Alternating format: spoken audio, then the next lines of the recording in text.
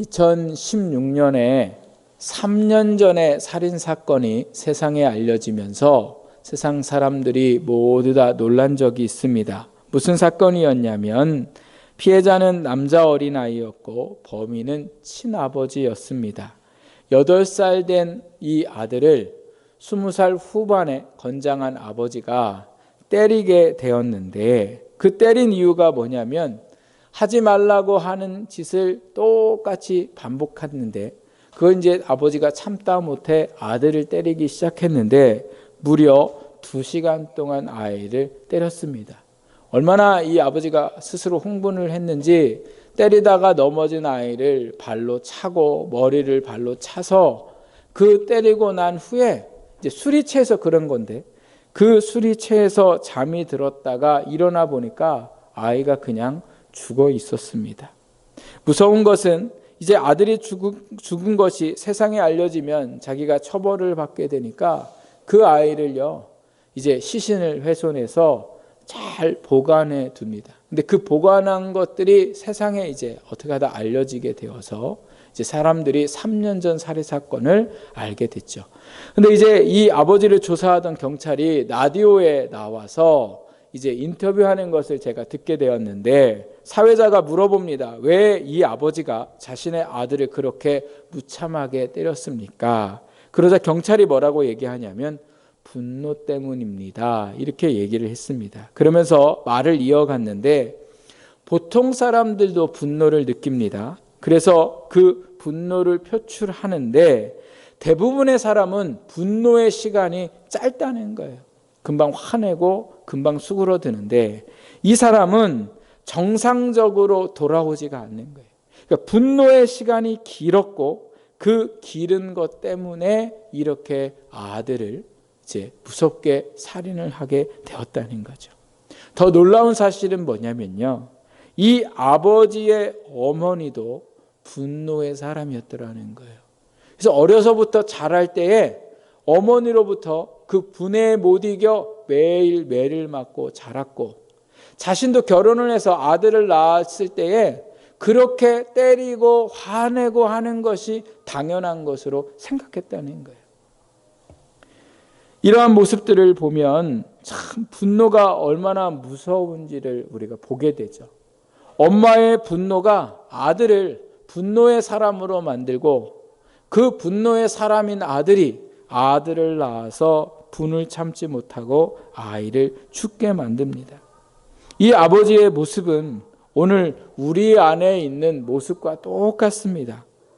오늘 우리는 살인을 하지 않을 뿐이지 우리 안에도 뭐가 있습니까? 분노가 있죠. 화가 있죠. 언제부터 우리 안에 있었던 분노인지 모르고 언제부터 우리 안에 쌓여 있는 화인지는 모르지만 우리 안에도 이루 말할 수 없는 분노와 화냄이 우리 안에 잠재되어 있습니다. 지금은 아무 일도 일어나는 것 같지 않지만 이 분노가 어느 순간 우리 밖으로 나오게 되면 가족에게 상처가 되고 또 사회에 무리를 일으키고 어려운 일들을 만들어내는 것이 바로 분노입니다. 오늘 우리에게 주신 말씀을 보면 그리스도인들이 이 분노를 어떻게 해결해야 하는지에 대해서 말씀하고 있습니다. 이 말씀을 하기 전에 사도 바울이 이 에베소 교회 성도들에게 먼저 한 말씀이 있습니다. 그게 무엇이냐면 너희는 하나님 앞에 부르심을 받았다는 거예요. 그러니까 오늘 우리가 예수를 믿는다는 건 하나님이 우리를 부르신 부르심의 사람이 되었는데 그 부르심에 맞게 합당한 삶을 살아야 된다라고 권면하고 있습니다. 예수 믿는 사람답게 살라는 말씀이에요. 그러면서 예수 믿는 사람들이 4장에 들어와서 어떻게 살아가야 하는지, 무엇은 해야 하고 무엇은 하지 말아야 하는지를 4장에 쭉 말씀하고 있습니다. 그 말씀한 말씀 중에 오늘 우리가 읽은 이 말씀은 어떤 말씀이냐면 예수 믿는 사람들이 하지 말아야 할 것 중에 한 부분인데 그것이 바로 무엇입니까? 분에 대한, 화에 대한 것을 말씀하고 있습니다. 신약 성경 말씀에 보면 오늘 우리가 읽었던 26절의 이 분노에 대해서 똑같은 단어들이 8번이 나오는데 그 8번 안에 누구누구의 분노가 나오냐면 첫 번째로 하나님의 분노에 대해서 나와요. 제가 이 말씀을 보면서 하나님도 뭐 하셨어요? 화내셨다는 거예요. 화내셨다는 거예요. 그래서 하나님의 분노에 대해서 나오고 그 다음에 또 누구의 화와 누구의 분노에 대해서 나오냐면 사람의 분노에 대해서 나와요.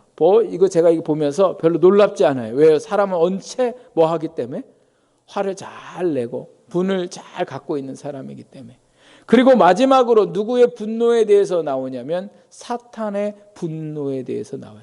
그래서 사탄의 분노가 요한계시록 말씀에 보면 교회를 어렵게 하고 핍박하고 힘들게 하는 그러한 분노가 일어나게 되는 것을 볼 수가 있습니다. 제가 이 8번의 말씀들을 보면서 깨닫는 것은 분노는 우리 안에 하나님이 창조 때부터 넣어두신 하나님의 성품 중에 하나라는 거예요. 그러니까 분노가 무조건 나쁜 거는 아니라는 말씀이에요. 문제는 뭐냐? 우리 안에 있는 이 화와 분이 의로운 걸로 나아가면 그것으로 인해서 우리가 평화를 얻고 그것으로 인해서 참 사회가 새로워지고 놀라운 역사가 일어나지만 문제는 뭐냐? 우리의 분노가 죄로 나타나기 시작하면 그것이 뭐예요? 전쟁으로, 살인으로, 파멸로 이루어지게 되는 거죠. 그래서 이 분노를 우리가 어떻게 잘 감당해야 할지를 오늘 말씀하고 있습니다. 그런데 여러분, 오늘 우리가 이 분노의 문제, 우리의 삶의 이 화의 문제를 몰라서 못하는 게 아니라 어떻게 하고 있습니까? 알면서도 불구하고 우리 안에 이 여러 화 때문에 생기는 문제가 심각하다라는 거죠. 예수님을 믿고 기도하고 또 내가 은혜를 받으면 분노가 우리 안에 사라지고 이 화 때문에 죄를 짓지 않을 것 같지만 여러분, 이게 쉽습니까? 예수를 믿는다고 해도 또 은혜를 받았다고 해도 물론 은혜를 받고 말씀을 들으면 그렇게 살지 마야지 이렇게 하면서도 불구하고 막상 오늘 우리의 삶으로 돌아가 보면 이 분노가, 이 화가 오늘 우리 안에 참 많은 문제를 가지고 있습니다. 특별히 제가 이 5월 한 달 동안 어린이 주일에는 어린이 자녀 교육에 대하여 또 어버이 주일에는 부모님을 공경하는 것에 대하여 제가 지난주에는 이제 이 부부에 대하여 말씀을 드리면서 오늘은 분노에 대해서 말씀드리는 이유가 어디 있냐면 가정을 가장 힘들게 하는 것 중에 하나가 뭐예요? 이 화 때문에 그런 거예요. 누구의 화 때문에? 부모의 화 때문에, 자녀와 자녀 간의 화 때문에, 형제와 형제 간의 화 때문에 가정들이 깨어지고 가정들이 아픔을 겪고 있는 일들이 너무 많기 때문에 그렇습니다. 그럼 어떻게 해야 우리가 이 분노를 해결을 할 수 있을까?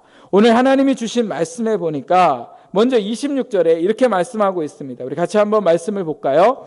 분을 내어도 죄를 짓지 말며 해가 지도록 분을 품지 말고. 먼저 말씀에 분을 내어도 죄를 짓지 말아라 이렇게 말씀하세요. 이 말씀에 한마디로 얘기하자면 화가 나도 뭐 하지 말라는 거예요? 화내지 말라는 거예요. 참 어렵죠. 막 화가 나는데 어떻게 화를 안 낼 수가 있어요? 우리는 당연하게 화가 나면 어떻게 합니까? 화를 내는 것이 당연하다 생각하죠. 참다 화가 나서 정말 머리끝까지 화가 나거나 어떤 분들은 표현할 때 머리에 뚜껑이 열리거나 이러면 뭐 하게 돼요? 화를 내게 되는 거죠. 화를 내게 되면 어떤 모습들이 일어납니까? 첫 번째는 말이 거칠어져요. 화가 내면 정상적인 말이 아니라 거친 표현들을 하게 되잖아요. 가장 심한 표현, 말을 하면서도 이 말은 하지 말아야 되는데 그냥 못 참았던 말들을 막 하게 되는 게 바로 뭐예요? 말이 거칠어지는 거죠. 할 말 안 할 말 못하는 것이 바로 화낸 사람들의 모습일 거예요. 제가 저희 아이들에게 화가 나면 지적받는 게 이거예요. 이제 나중에 화내고 뭐 이제 아빠가 고쳤으면 좋겠는 게 뭐냐 이제 이런 거 물어보면 저희 아이들이 하는 게 뭐라고 얘기하냐면 말을 하는데 잘못한 거는 자기들이 아는데 말이 너무 자기네에게 상처가 된다는 거예요. 그래서 제가 그래 화가 나도 좀 잘해야지 이러지만 이게 쉽지가 않더라는 거죠. 두 번째로 어떤 모습이 보이게 되냐면 행동이 거칠어지는 거죠. 화가 나면 행동이 거칠어져요.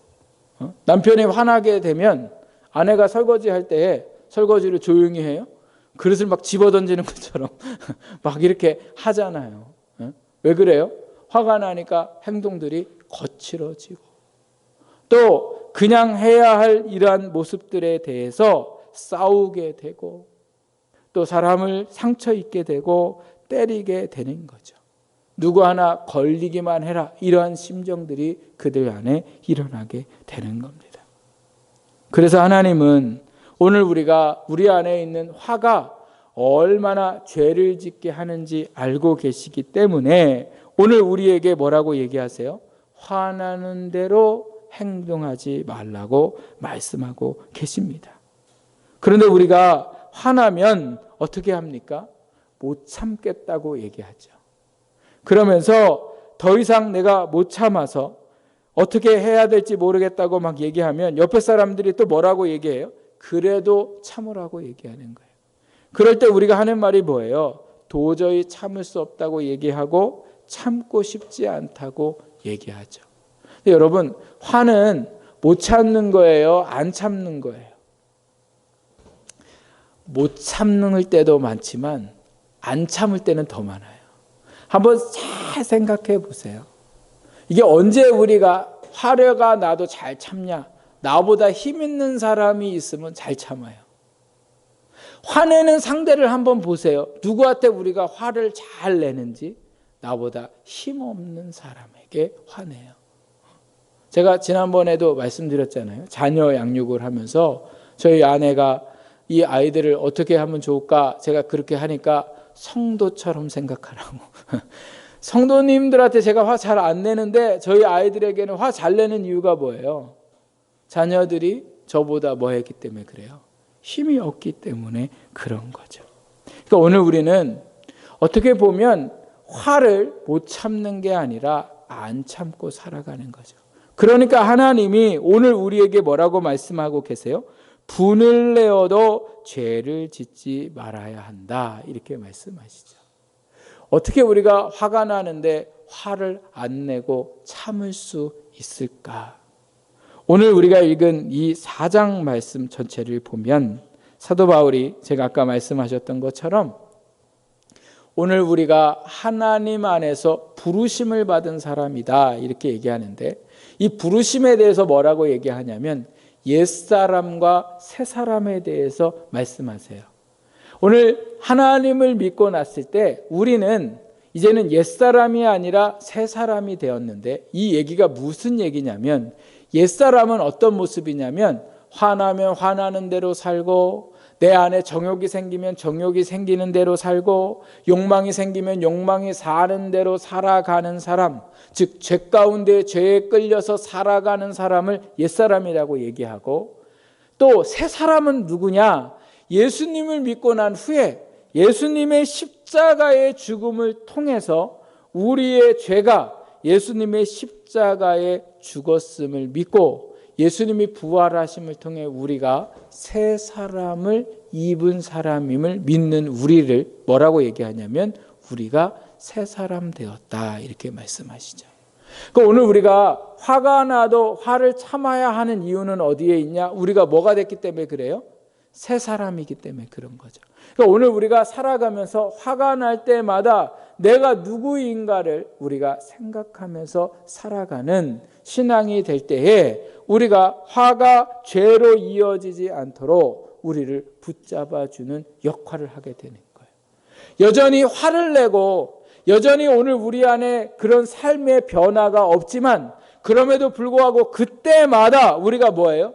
내가 하나님 안에 새 사람 되었음을 우리가 생각하고 믿고 나아갈 때에 오늘 우리의 화의 실수들이 점점 줄어들고 화가 죄로 나아가는 것들이 점점 줄어드는 역사가 일어나게 되더라는 거예요.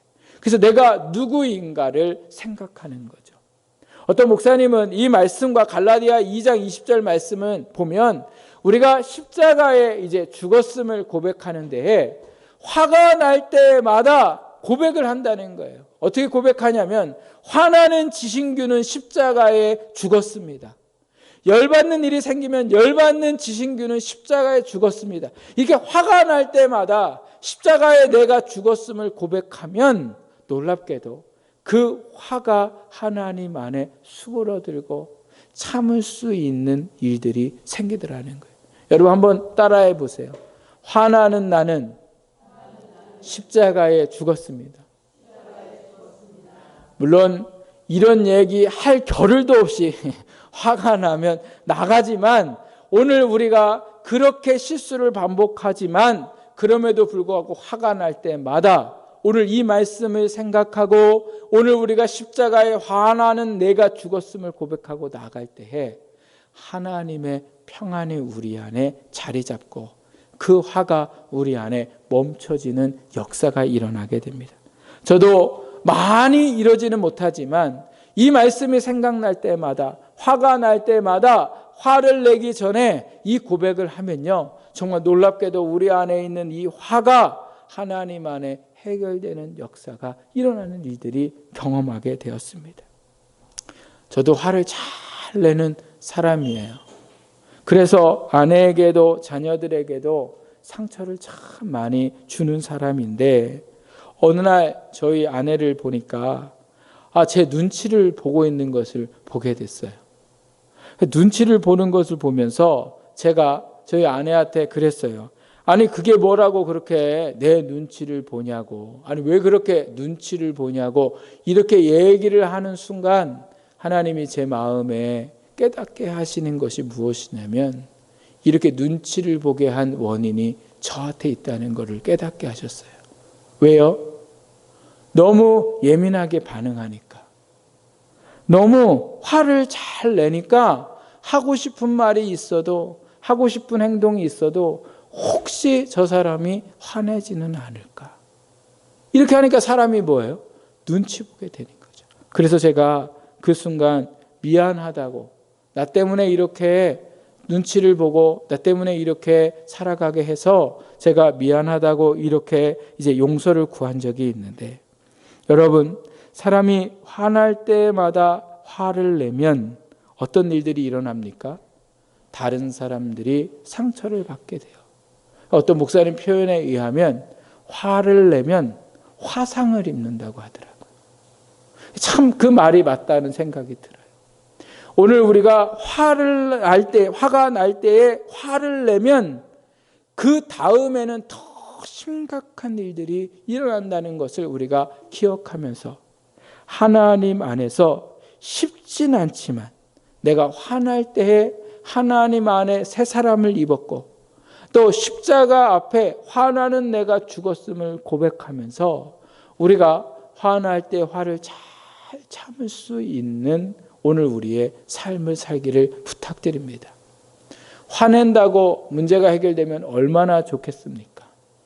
화가 나서 어떠한 어려움들이 잘 해결되면 얼마나 좋겠습니까? 그러나 화를 내서는 어떠한 문제도 바뀌지 않고 어떠한 사람도 바뀌지 않아요. 그러니까 화내면 화상만 입을 뿐이에요. 그래서 오늘 우리가 이 말씀을 기억하면서 화가 나도 잘 참을 수 있는 오늘 우리의 믿음이 될 때에 우리의 가정에 어떤 일들이 일어나요? 평화가 일어나게 되는 거죠. 두 번째로 오늘 말씀해 보니까 화를 잘 참는데 그 다음에가 이제 중요합니다. 뭐냐면 26절 중간에부터 보면 뭐라고 말씀하고 계세요? 해가 지도록 뭐예요? 분을 품지 말고 이렇게 말씀하세요. 심리학자들 또 상담가들이 하시는 말씀 중에 화를 잘 내는 사람은 큰 문제를 안 일으킨다는 거예요. 여기 큰 문제는 뭐냐? 자기에게는 큰 문제가 없다는 거예요. 그러니까 이런 분들은 정신적으로 그렇게 많이 스트레스 받지 않고 살아간다는 거예요. 그럼 누가 문제냐? 화를 잘 참는 사람이 문제라는 거예요. 참는 것까지는 좋은데 그 화가 그 마음 안에 자리 잡고 있으면 그것이 큰 핵폭탄 같은 역할을 한다는 거예요. 그러니까 이게 가만히 있을 때는 괜찮은데 누군가가 그 심지에 불을 붙이게 되면 터지면 큰 위험한 일들이 일어나게 되고 본인뿐만 아니라 주변의 모든 사람들에게 참 어려움을 주게 되더라는 거죠. 오늘 말씀해 보면 해가 지도록 분을 품지 말아라. 이 말씀에 여기에 품지라는 원어의 뜻을 보면 뭐뭐 위에, 뭐뭐 가까이에, 뭐뭐 근처에 라는 말씀이 나와 있습니다. 그리고 뒤에 나오는 분을 품지 말고라는 그 말고라는 뜻은 뭐예요? 뭐뭐 하지 않도록 이렇게 말씀하고 있는 말씀인데 한마디로 얘기하자면 뭐냐면요. 마음의 분노를 가까이 두지 말고 마음의 분노를 근처에 두지 말고 어떻게 하라는 거예요? 모두 다 제거해야 된다는 거예요. 언제까지요? 해 지기 전까지. 그러니까 화가 나서 또 화를 낼 수도 있고 뭐 이렇지만 오늘 이 화를 언제까지 해결하라는 거예요? 해가 지기까지. 그러니까 해가 지기까지니까 아직 해가 떠 있으니까 나 그때까지는 진짜 화내야지 이렇게 하는 게 아니라 이 말씀이 뭐예요? 빨리 우리 안에 있는 화를 뭐예요? 없애야 된다는 거죠. 부부로 살다가 보면 싸움을 싸우게 되는데 싸우다가 보면 상처를 받게 되고 화가 나게 되죠. 그러고 나서 그 화를 해가 지기 전에 여보 내가 미안해. 여보 내가 잘못했어. 또 자녀들에게 내가 화가 냈으면 얘들아 미안해. 이러면요. 그 모든 상처난 마음들이 어떻게 돼요? 잘 풀리죠. 근데 문제는 뭐냐? 그 화를 가지고 그냥 넘어가는 거예요. 하루를 넘어가고 이틀을 넘어가고 3일을 넘어가면서 계속해서 마음에 뭐예요? 자꾸 화를 키우는 일들을 하게 되잖아요. 그리고 나서 뭐예요? 복수를 꿈꾸고 네가 나한테 이렇게 했으니까 나도 너한테 이렇게 할 거야. 어느 날 제가 못된 습성이 뭐냐면 결혼하고서 화가 나면 저희 아내한테 말을 안 하는 거예요. 화를 하면 말을 안 해요. 이제 특히 제가 잘못하지 않을수록 말을 안 하는 기간이 길어지는데 어느 날 저희 아내가 말을 안 하는 거예요. 저도 말을 안 했는데 저보다 더 말을 안 하는 거예요. 그래가지고 제가 나중에는 이제 얘기를 했어요. 이제 그리고 그 다음부터 제가 화가 나도 말을 빨리 해요. 이제 왜냐하면 저희 아내가 저보다 더 길게 하면 곤란하니까. 사람이요 뭐해요? 계획을 세워요. 계획. 네가 나한테 이랬으니 나는 이렇게 할 거야. 근데 그냥 말 안 하는 것으로 끝나면 괜찮은데 문제는 이 화가 우리 안에 계속 품고 있으면 더 심각한 위험에 빠지게 되는 거죠. 그 심각한 위험이 뭘까요? 오늘 27절 말씀에 보면 뭐라고 말씀하고 있습니까? 네, 마귀에게 틈을 주니까 문제인 거예요. 우리가 화를 내고 우리 안에 화를 쌓고 있으면 마귀에게 틈을 준다는 거죠. 마귀에게 틈을 주는 게 뭐예요? 마귀가 우리 안에 들어와서 움직이게 한다는 거예요. 자유롭게 살게 내버려 둔다는 거예요. 여러분, 우리 집에 미친 개가 들어왔다고 생각해 보세요. 미친 개. 송아지만한 개가 들어왔는데 이 개가 미쳤어요. 그러면 어떻게 돼요? 사람을 물어뜯고 인정사정 안 보고 막 어지럽히고 막 이렇게 하죠. 그러니까 마귀가 우리 안에 들어오면 마귀가 우리를 물어요. 마귀가 우리를 제정신으로 살지 못하게 만드는 거죠. 그렇게 되는 순간 어떤 일들이 일어나요? 정신적으로 문제가 찾아와요. 그래서 이 심각한 문제를 통해서 그 정신적인 문제가 자녀에게까지 이어지고 또 그 자녀가 그 자녀에게 이어지는 대를 물리면서 어려움을 겪게 하는 무서운 일들이 일어나게 되는 것을 보게 됩니다. 마귀에게 틈을 보이고 마귀가 안에 역사할 때에 성경 말씀에 보면 예수님을 판 사람이 누구예요? 가룟 유다. 근데 그 가룟 유다가 예수님을 팔기 전에 성경 말씀에 보면 마귀가 그에게 역사했다 이렇게 말씀하고 있어요. 또 하나님께서 선악과를 따먹지 말라고 했던 그 말씀을 들었던 하와도 누구를 만나서요?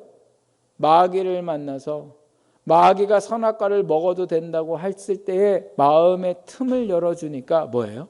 선악과를 따먹는 일들을 하게 되는 거죠. 베드로전서 5장 8절에 보면 마귀가 우는 사자처럼 삼킬 자를 찾고 있다 이렇게 말씀하고 있어요. 그러니까 마귀의 밥 되는 사람을 찾고 있다는 거예요. 그게 누구예요? 분노의 사람. 분노가 쌓여 있는 사람. 이 사람이 마귀의 밥이 되고 마귀의 지배를 받게 되더라는 거죠. 그러니까 분노는 쌓아두면 됩니까? 안 됩니까? 안 된다는 거예요. 그럼 어떻게 오늘도 우리가 이 분노를 품고 있지 않고 풀어버릴 수 있을까? 예수님께서도 분노하셨다 제가 말씀드렸잖아요. 예수님이 노할 때가 언제셨어요? 성전에서 장사하는 사람들 봤을 때 성전에 막 장사하는 걸 다 뒤집어 엎으시고 채찍을 만드셔서 그들을 막 다 때리시고 막 쫓아내시는 그러한 예수님의 분노가 있으셨고, 또 바리새인들이 외식하는 그 모습을 봤을 때에 분노하셨어요. 말씀대로 잘 사는 것 같이 하면서도 속으로는 말씀대로 살지 않고 자기 유익을 위해 사는 바리새인들을 보면서 예수님은 분노하셨어요.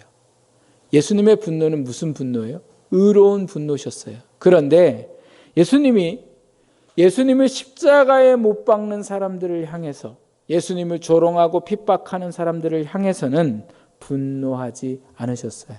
오히려 어떻게 하셨어요?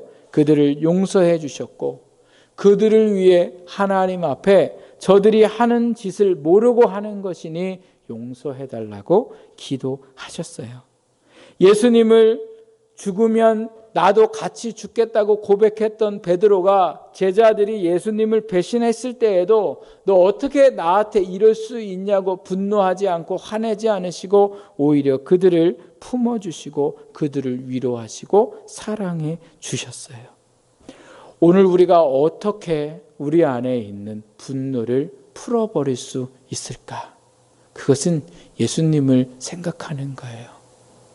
예수님이 죽을 수밖에 없는 나를 위해 십자가에 죽으셨고 그 십자가의 사랑으로 내가 오늘도 사랑할 수 있고 사랑받고 있으니 오늘도 우리가 그 사랑을 생각할 때에 어떻게 할 수 있습니까?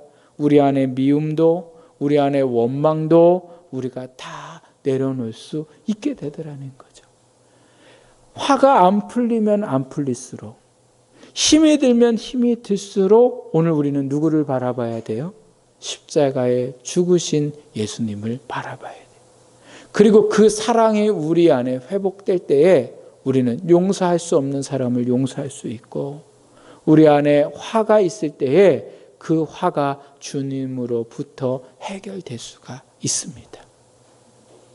참으로 어려운 일들이지만, 그러나 오늘 우리가 반드시 우리 안에 이 분노를 해결해야 할 때에 우리의 노력으로 우리의 수고가 아니라 예수 그리스도를 바라보는 그 믿음으로 나아갈 때에 주님이 우리 안에 회복시키시는 역사가 일어날 줄 믿습니다.